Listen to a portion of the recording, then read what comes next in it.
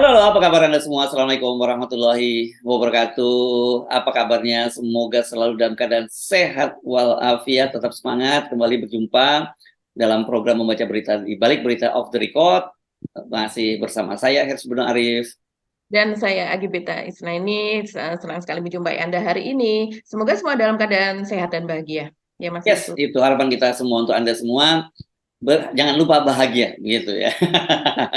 Ini apalagi saya kira sekarang yang sedang berbahagia banget pasti keluarganya Pak Jokowi ya, karena putranya Kaisang kan sudah jadi ketua Ketua Umum PSI, dan kemudian Hmm. kelihatannya Gibran kabarnya Hmm. sih siap-siap udah menjadi calon wakil presiden begitu. Jadi siapa yang nggak berbahagia? Skenario 3 periode mungkin sementara ini tertunda, perpanjangan jabatan tertunda, walaupun belum, opsi itu tetap tidak mati ya, tetap hidup. Hmm. Tapi Hmm. kalau toh itu batal kan sudah ada skenario lain, Ya. skenario memperpanjang jabatan yang lebih saya kira sebenarnya yang jauh juga tidak kalah strategisnya itu dengan Kaisang yang jadi ketua umum ini ya Mbak ya, karena dipastikan nanti Pak Jokowi itu setelah tidak lagi jadi presiden punya mainan juga, dia kelasnya bisa sama seperti Ibu Megawati dan Pak SBY, punya Betul. partai politik kan begitu ya. Jadi Hmm. dipastikan itu rumah Pak Jokowi yang diberi oleh negara di daerah mana, Colomadu ya, di Karanganyar itu akan kosong. Pak Jokowi nggak akan kembali ke sana sementara ini, karena katanya kan rencananya gitu, Pak Jokowi setelah nggak jadi presiden akan pulang jadi ke Colomadu itu di Karanganyar. Hmm. Karanganyar ini perbatasan dengan Kota Solo ya. Dia Ya. katanya mau jadi pengamat lingkungan. Waktu itu kan begitu ya Hmm. katanya. Ya, betul Sekarang saya sekali. kira itu udah berubah, dan kalau Pak Jokowi berubah itu nggak kaget gitu ya. Ya. Kalau pernyataan Pak Jokowi sebelumnya berbeda dengan yang sekarang, kita juga nggak perlu kaget. Ya itu kan sudah jadi apa ya, ciri khas dari Pak Jokowi begitu ya. Iya, apalagi kita melihat banyak sekali proyek-proyek Pak Jokowi, begitu, Hmm, yang kemudian sekarang sedang berlangsung dan bahkan ya. baru mau dimulai, begitu kan? Selain Rempang yang baru akan dimulai pada akhir tahun ini Hmm, rencananya, hmm. begitu juga banyak PSN itu yang masih saat ini pun masih belum dimulai, Mas Hersu, begitu, dan makanya Pak Jokowi itu wanti-wanti bahwa harus sudah clear begitu, sudah groundbreaking, sudah dimulai pembangunannya itu paling lambat pada semester pertama tahun 2024 karena Pak Jokowi akan serah terima jabatan pada bulan Oktober tahun 2024 demikian. Dan nanti ketika ada pemilihan pada tanggal 14 Februari, kalau seandainya memang itu hanya satu putaran, ya berarti pada definitifnya biasanya itu sekitar 2 bulan, jadi sekitar bulan April itu sudah ada dari pengumuman secara resmi dari KPU. Mungkin kalau seandainya quick count itu malah justru hanya 1 hari 2 hari sehari saja sudah bisa diketahui begitu ya. Ya, Tapi ya, kalau ya. jadi dua kali masa ini pilpres gitu, 2 putaran, ya berarti agak lebih ini. Tapi artinya Pak Jokowi masih menjabat lah saat itu. Iya Nah, betul. Ya yang kalau menjaga Februari Februari itu apa, Pilpresnya kan begitu ya. Tanggal 4 ya kalau nggak salah. Tanggal berapa? 14, iya. 14, sorry ya, 14. Dan kemudian kan sudah ada quick count, kalau satu putaran misalnya katakanlah itu sudah tahu siapa presiden yang terpilih, kan berarti Pak Jokowi itu masih punya waktu berapa itu, Februari ke November, Oktober ya, 20 Oktober ya, presiden baru itu nanti dilantik kan gitu ya. Itu kan ada 8 bulan, Mbak.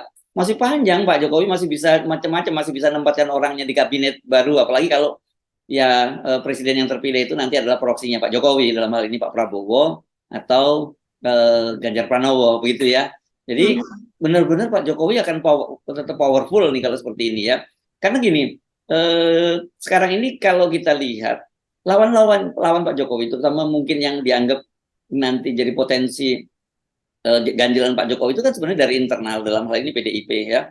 Kalau kita lihat dari Puan Maharaninya, ini kita nggak ngomong Ibu Megawati ya, karena kita kemarin dalam perbincangan kita percaya banget bahwa Ibu Megawati itu masa iya sih setelah sekian puluh tahun konsisten malang melintang di dunia politik, pada zaman Pak Harto saja dia di bawah tekanan yang luar biasa bertahan, masa sekarang berhadapan dengan Pak Jokowi langsung melemah.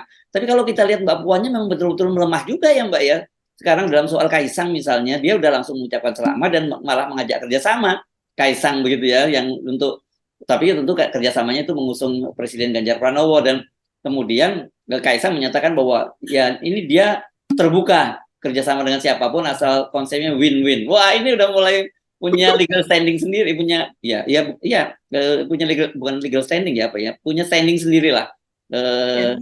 Kaisang ini. Dan padahal kan sebelumnya, jauh-jauh sebelumnya ketika yang rame-rame Kaisang mau jadi calonkan sebagai wali kota Depok, kan pada waktu itu dia menawari ya masuk PDIP kalau mau. Dan kemudian ketika muncul Kaisang pakai kaos PSI bersama dengan Giring, kan Mbak Puan waktu itu sikapnya keras, yang menyatakan Betul. bahwa nggak boleh aturan dalam partai itu dalam satu keluarga beda pilihan politik. Ya, kok sekarang tiba-tiba langsung begitu Kaisang terpilih dia malah mengajak kerjasama gitu loh.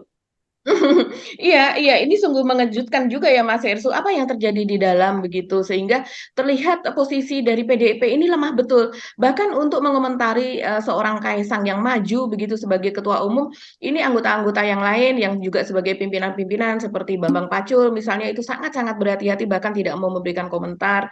Begitu juga dengan Pandana Baban gitu ya, sesepuh atau senior dari PDIP yang tadinya pernah mengatakan anak keingusan apa segala macam gitu soal Gibran ketika itu ya, apalagi sekarang Kaisang yang posisinya jelas di bawah Gibran tapi dia juga Ingusnya belum keluar malahan ya kalau ingusnya itu masih masih ada beleran. di dalam ya. Iya, yang belum pernah berpengalaman apapun gitu dan kemudian seorang Panda begitu di berbagai kesempatan sesudah Kaisang ini mendapatkan kartu anggota dari PSI dan kemudian menjadi ketua umum PSI, dia hanya mengatakan supaya bahwa Pak Jokowi ini jangan terlalu memaksakan anaknya untuk maju begitu. Dan dia juga bahkan mengkritik sesama temannya sendiri yaitu Deddy Sitorus yang sering sekali over menurut dia lebih dalam berkomentar dan sebagainya.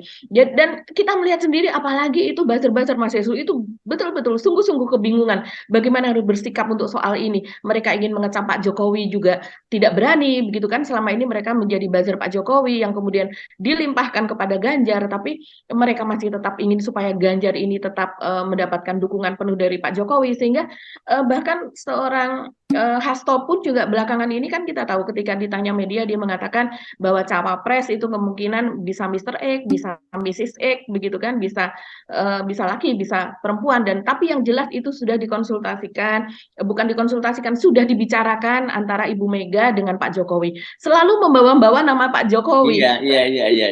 Apakah betul itu Ya.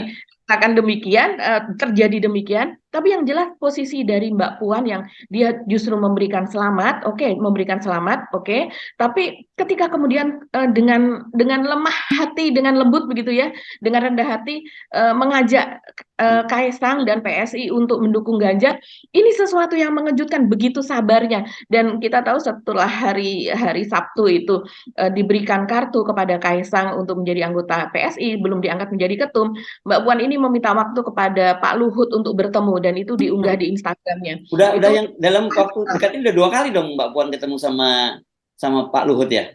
iya betul. Jadi dalam beberapa pekan terakhir ini saja sudah dia meminta waktu 2 kali untuk bertemu dengan Pak Luhut. Mungkin hanya sekedar konsultasi, tapi kita kan tahu ini yang namanya Pak Luhut ini adalah orang dekat dari Pak Jokowi, begitu. Bahkan untuk ketika mendekati koalisi perubahan dengan Nasdem pun itu kan Pak Luhut begitu Yes. sebagai penengahnya. Jadi dalam hal ini kita melihat mungkin juga Pak Luhut sebagai representasi atas Pak Jokowi begitu ya, apa yang dilakukan Pak Jokowi. Dan kemudian satu lagi Mas Ersu, kita melihat ini tidak main-main loh pengangkatan Kaisang. Karena yang turun pada hari Sabtu yang lalu untuk datang ke Sumber ke rumah Pak Jokowi dengan mengantarkan kartu anggota dari PSI itu tidak hanya sekedar itu Grace gitu ya yang kita lihat selama ini paling tinggi nih karena wakil ketua Dewan Pembina Grace, Raja Juli Antoni, Giring begitu, terus kemudian dari sekjennya, tapi juga ternyata ada Jeffrey Giovanni yaitu ketua Dewan Pembina dari PSI yang selama ini jarang sekali dia muncul. Ya, dan sebenarnya kita akan melihat bahwa dia sesungguhnya penguasa PSI itu kan. Betul. Ya. Betul, sesungguhnya dia yang penguasa PSI dan selama inilah mungkin yang dia yang menentukan segala nasib yang ada di PSI, arah dari partai dan sebagainya. Dia juga yang mengatur mungkin pendanaan apa dan sebagainya. Kalau kita melihat sejarahnya Mas Ersu, pembentukan PSI, kemudian pembentukan dari SMRC, Saiful Mujani Research Center begitu. Dia mendudukkan dulu kan Grace Natali sebagai direktur eksekutif di sana dan juga Pak Jokowi pun dalam menentukan wamen dari dari PSI pun itu juga berbicaranya dengan Raja Juli Antoni. Sama sekali bukan dengan Mas Giring, Giring siapa namanya Mas Hersu, nama panjangnya? Haji Giring Ganesa Jumaryok. Nah, Ya, Haji Giring Ganesa Jumario itu bukan Giring yang diajak berbicara oleh Pak Jokowi, tapi ketika penggantian wamen begitu dari Surya Chandra kepada Raja Juli Antoni, itu yang diundang ke istana adalah Jeffrey Geovani yang selama ini kita tahu dia tidak bermukim di Indonesia tapi bermukim di Singapura begitu. oh, jadi Jadi dia itu hadir waktu di Solo, Pak ya? sangat penting. Ya, Waktu di Solo dia hadir. iya, waktu di Solo ini Jeffrey Giovanni hadir, tapi memang tidak terekspos karena mungkin teman-teman wartawan yang terjun di lapangan bisa jadi tidak mengenali sosoknya. Mungkin kalau kita mengenali ya Mas Ersu, karena kita tahu pada zaman kita juga dia pernah ada di PAN, dia pernah ada di Golkar, dia juga pernah dekat dengan Haritanu ya, ketika pembentukan Perindo dan sebagainya. Tapi kemudian dia keluar, kemudian dia membentuk beberapa organisasi. Kita tahulah sepak terjangnya. Tapi mungkin kalau teman-teman yang ada di lapang bisa jadi yang wartawan muda tidak begitu mengenali. Tapi kalau saya bandingkan foto-foto yang beredar di media itu memang dia hanya ada di Republika saya lihat. Jadi dia memakai baju biru, biru tua begitu dan dalam kondisi menunduk dan agak terpisah posisi berdirinya. Dan ketika dilakukan pemotretan untuk serah terima dari kartu yang lambangnya besar itu tadi begitu, itu hanya pengurus yang selama ini kita kenal wajahnya. Jeffrey sendiri tidak ada in frame di dalam foto-foto yang lainnya tersebut. Jadi memang ini tidak terlalu terekspos. Ada foto dia ada tapi Mbak ya. Ada foto dia. Ini foto dari Republika ya. Mungkin kita bisa lingkar itu. Itu di situ ada Jeffrey begitu hadir di situ dan juga dijadikan sebagai judul oleh Oh, jeli berarti wartawan Republikanya atau jangan-jangan redakturnya begitu ya, begitu melihat foto ini sesuatu ini berita gitu ya. Jadi dijadikan judul gitu ya. Iya, sesuatu yang sangat besar ini karena kita tahu Jeffrey adalah orang yang bermain di balik layar selama ini begitu. Seperti misalnya ada kegiatan di Cokro TV begitu ya. Buzzer dari Cokro itu menyebut-nyebut namanya sebagai terima kasih karena sudah membantu mereka dan sebagainya.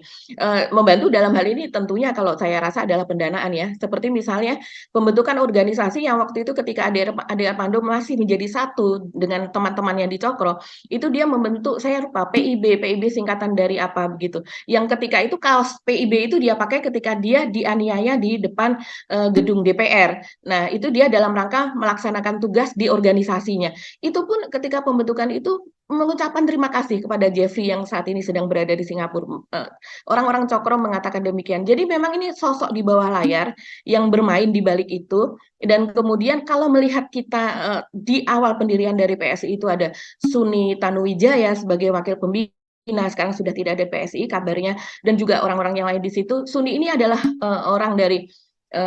orang dekat dari Ahok ya, dulu pernah menjadi staf ahli Ahok dan juga dia pernah terlibat dalam kasus proyek reklamasi Teluk Jakarta. Dia menjadi saksi di situ dan juga pernah dicekal juga, dan kita tahu ini ada hubungannya dengan Aguan, dengan para pengembang karena dia menjadi semacam bridge lah, menjadi jembatan antara Padahal Aguan ini dengan para pengembang. Aguan ini sekarang yang lagi ya yang kemarin investasi besar-besaran di IKN yang Pak Jokowi bela-belain sampai ke sana groundbreaking sampai berapa? 3 hari ya kemarin Pak Jokowi ya di IKN ya kalau nggak salah ya. Iya, sampai menginap ya Mas Ersu dan kemudian membuat acara acara seperti musik begitu dan sebagainya, dan itu sempat viral begitu bersama para artis di sana, bersama para menteri-menteri kabinetnya menginap di sana. Dan kabarnya juga dalam pekan ini Pak Jokowi akan kembali ke IKN lagi, akan ada sebuah groundbreaking lagi mungkin untuk hotel atau apa juga yang dibangun oleh Aguan CS ini. Jadi ini memang sesuatu yang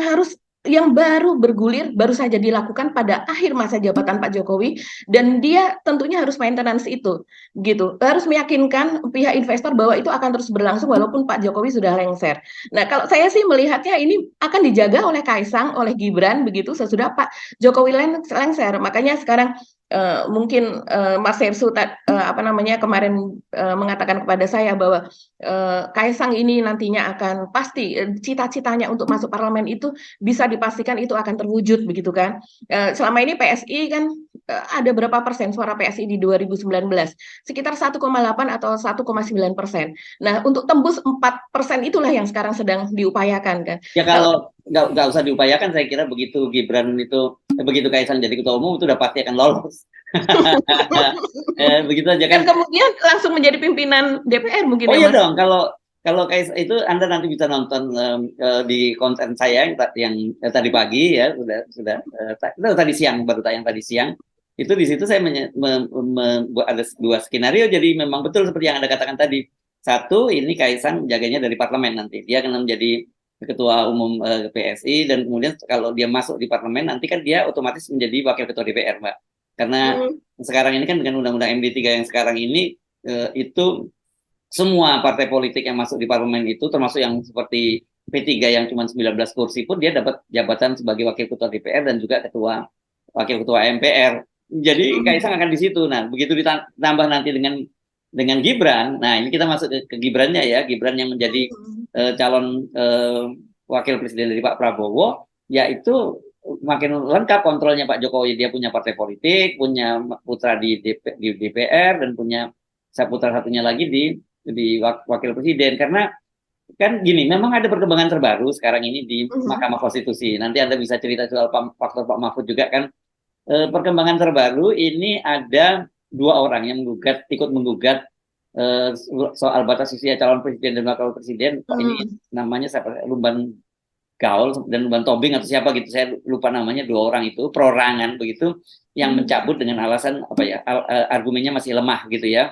Itu diumumkan oleh Saldi Isra, dan orang kemudian bertanya-tanya apakah ini bagian dari skenario Gibran nggak jadi wakil presiden, jadi dibatalkan gitu. Karena Pak Hmm. Mahfud MD sendiri juga udah kemarin Anda bahas bahwa kok tiba-tiba bersuara keras soal gugatan itu, yang dianggap bahwa itu Mahkamah Konstitusi tidak berhak untuk mengadili itu karena itu adalah kewenangan dari pembuat undang-undang, dalam hal ini DPR dan pemerintah, yang disebut sebagai open legal policy gitu.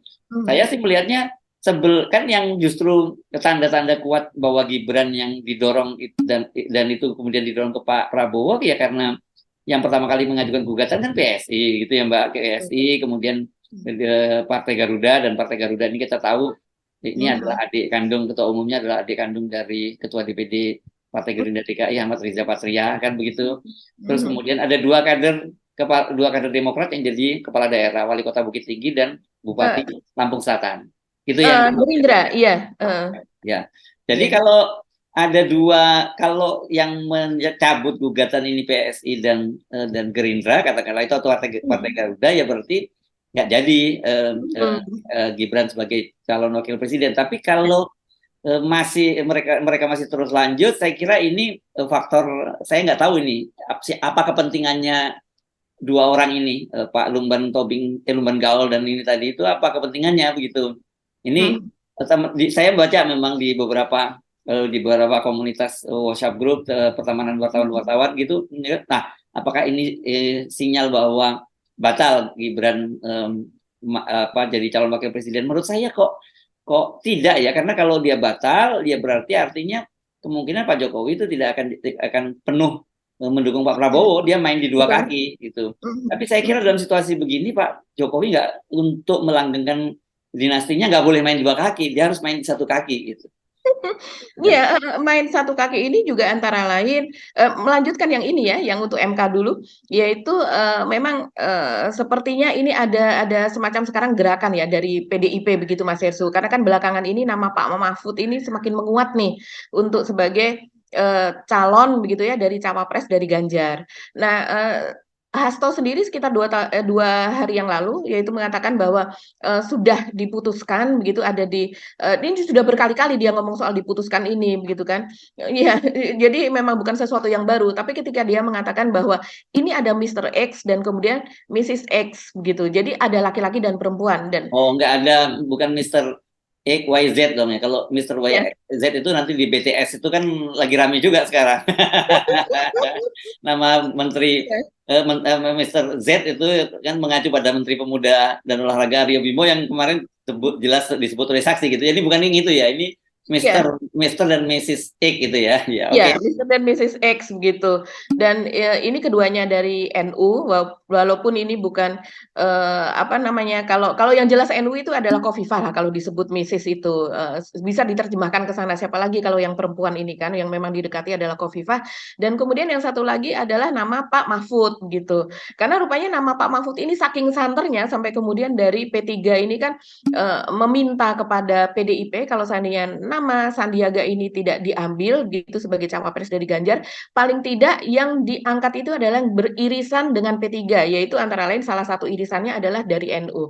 Jadi ini semakin menguatkan tanda-tanda bahwa nama dari Pak Mahfud dan juga dari Khofifah itu semakin menguat.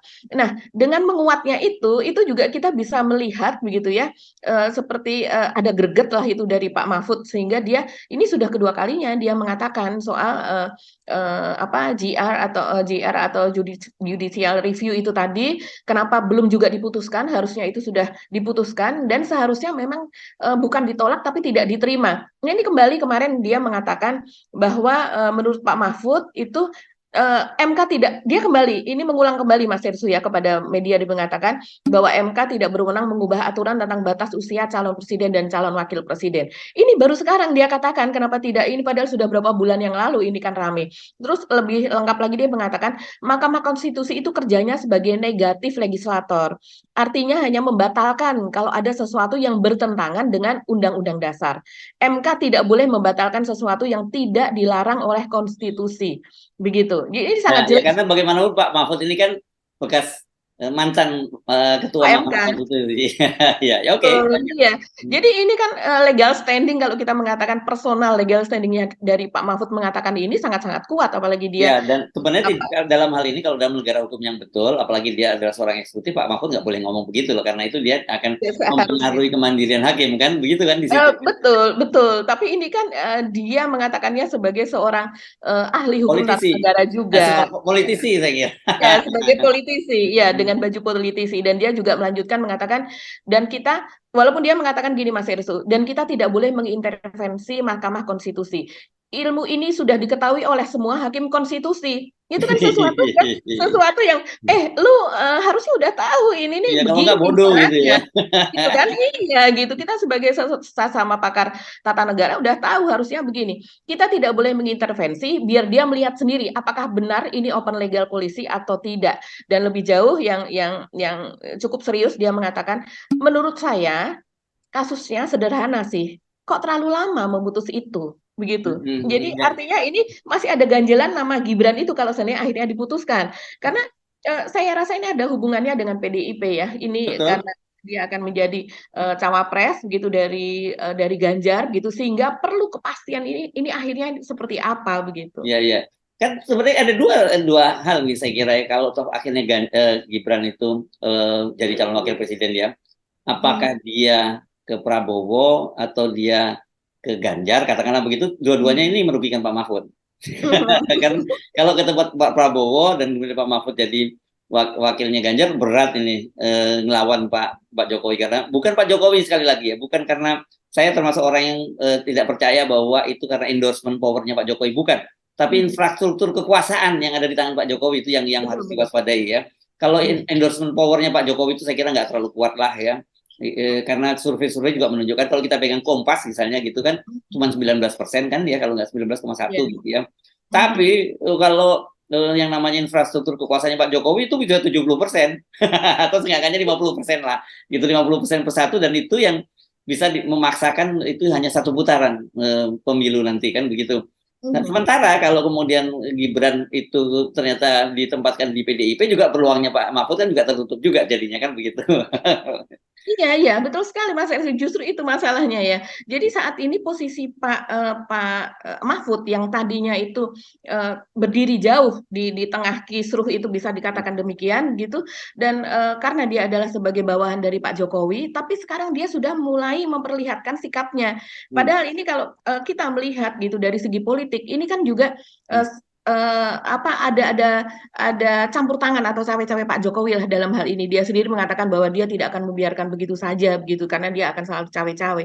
Nah, di sini juga ada Pak Anwar Usman begitu dari dari Gibran yang selama ini menjadi polemik. Dia tetap menjadi pihak yang memutuskan hal itu nantinya. Jadi dia tidak seharusnya kan mundur untuk hal ini begitu karena pasti ada apa namanya kepentingan lah di dalamnya begitu. Tapi saat ini dengan Pak Mahfud mengatakan itu sudah memperlihatkan bahwa dia berani mengcounter apa yang dilakukan oleh Pak Jokowi dan juga antisipasi apa yang dilakukan oleh MK dalam hal ini Anwar Ya, Usman. ya, ya, ya. Jadi menarik banget gitu. Nah, kecenderungannya bahwa Pak Jokowi itu semakin ke Pak Prabowo kan sebenarnya bisa terlihat dari sikap Projo ya, yang kemarin Projo Bali sudah mengusulkan untuk berpasangan sajalah Ganjar dengan Pak Prabowo. Tapi sekarang ini muncul dari Ketua Umum Projo Budi Aris Setiadi ya, yang sekarang juga jadi Menkominfo gitu. Dia memberikan sinyal begini bahwa capres yang akan di Projo itu inisialnya P.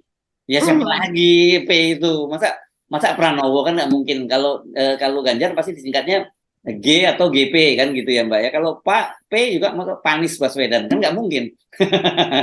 Tapi kalau untuk buzzer masih mungkin. Mereka Oke. ngeles dengan gini. Iya, kata buzzer tuh dia mengatakan bahwa P itu kan artinya Pak Prabowo, Pak Ganjar. Jadi P Oh, itu jadi Pak bukan Anies juga artinya bisa dong ya. Oke. Oke. saking desperate-nya Mas Hersu, putus asanya sehingga membuat itu seperti itu. Tapi kalau kita melihat Mas Hersu ini soal P ini ya, ini kan akan segera ada rakernas. Rakernas tanggal 15 Oktober nih di Jakarta. Jadi di Rakernas itu menurut Budi Ari akan diputuskan mereka akan mendukungnya kemana. Jadi diputuskan pertengahan Oktober. Dan kemudian kalau melihat struktur dari Projo sendiri, dia berani mengatakan demikian, itu kan strukturnya di situ sebagai ketua Dewan Pembinanya adalah Pak Jokowi. Iya, Dan kita iya, iya, tahu iya. ketua Nah, Dewan Pembina ini yang memutuskan ya, begitu. dan belum lagi tambah dengan PSI ya. Kendati sampai sekarang PSI itu belum memutuskan, tapi kan kita lihat PSI itu udah runtang-runtung kemana-mana dengan koalisinya Prabowo ya, koalisi Indonesia Maju kan setiap kali ada acara deklarasi dari koalisi Indonesia Maju kan PSI selalu hadir. Bahkan memang seperti sebelumnya kita sebut yang hadir artinya level ya cuman Seril Tansil saja juru bicaranya. Tapi ketika Pak SBY datang ke Hambalang, pada waktu itu kan mereka datang lengkap gitu, bukan Satu lengkap. lengkap bahkan bukan hanya DPP, Ade Armando yang selama ini juga dianggap memusuhi Prabowo pun juga ikut hadir di sana begitu. Jadi dari situ saja sebenarnya kita sudah melihat kemana sebenarnya arah dukungan dari Pak Jokowi, karena sebenarnya bukan karena Kaisang, bukan karena putusan PSI nanti PSI itu mendukung siapa, itu putusan Pak Jokowi. Ini karena apa? Karena sudah jelas kan bolak-balik para petinggi PSI menyatakan bahwa keputusan arah dukungan politik mereka itu ya akan sesuai dengan petunjuk dan arahan dari Pak Jokowi, karena mereka ini tegak lurus kepada Pak Jokowi kan begitu Mbak. Iya, dan itu menurut Erlangga Hartarto, yaitu Ketua Umum dari Golkar, sebetulnya secara keseharian mungkin definitif begitu ya, mungkin belum resmi karena belum dideklarasikan. Tapi secara keseharian itu memang PSI sudah jelas begitu akan mendukung Pak Prabowo, karena menurut Erlangga itu sekjen dari PSI itu sudah masuk ke dalam tim teknis. Jadi ada rapat-rapat dari tim teknis dari Gerindra dan kawan-kawan, koalisi dari Koalisi Indonesia Maju ini, sekjen dari PSI sudah ikut Mas Heru. Apa sekjen yang mana nih? Karena sekjennya karena udah ganti lagi kan? Ya, nah kalau dia mengatakan kalau baru saja diganti sekarang kan Raja Juli Antoni, sebelumnya kan Ida Bagus Oka begitu ya, Isyana Bagus Oka. Nah, mungkin yang dimaksud adalah yang sebelumnya Isyana Bagus Oka begitu. Karena kan kalau yang sekarang mulai hari Senin kemarin sudah diganti ke Raja Juli Antoni begitu. Tapi Ya. sekjen manapun yang ikut, nah secara definitif ini secara apa ya keseharian gitu secara personal itu sudah mengikuti alur yang berkembang dari PSI gitu, sudah mengikuti apa kemajuan-kemajuan yang ada di Koalisi Indonesia Maju. Ya, ya, ya, ya, ya. Oke. Ini saya kira sebenarnya sudah mulai gambarannya udah kelihatan kok ya Mbak ya. Cuman yang masih jadi teka-teki soal posisi Gibran saja ya gitu.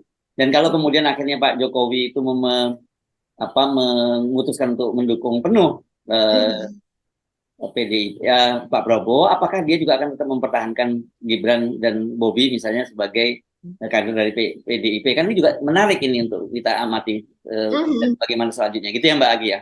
Iya, iya, karena sekarang ada ewuh pakewuh lah ya mungkin di dalam PDIP dan mereka masih bingung ini harus bagaimana Dan menata. ewo ya saya kira ini kebingungan. Kalau ewo itu Ya, kan cuma soal bingung, perasaan aja. Kalau ini kebingungan bagaimana sebenarnya bingung. ini gimana sih gue mesti mutusin ini gitu loh ngadepin Pak Jokowi ini kan gitu karena bagaimana Aduh. mereka jujur pasti mereka sangat berharap karena tanpa dukungan dari Pak Jokowi Ya. berat kemungkinan mereka untuk menang yang pilpres jelas berat. Jangan-jangan untuk pileknya juga bisa tergerus loh karena ada PSI. Jangan lupa loh kan PSI ini segmen pemilihnya itu segmen pemilihnya PDIP juga. Jadi dan kalau PSI itu targetnya melulus parlemen kan berarti kursi siapa yang diambil kecuali kursinya PDIP. Saya nggak membayangkan dia ngambil kursi yang lain ya.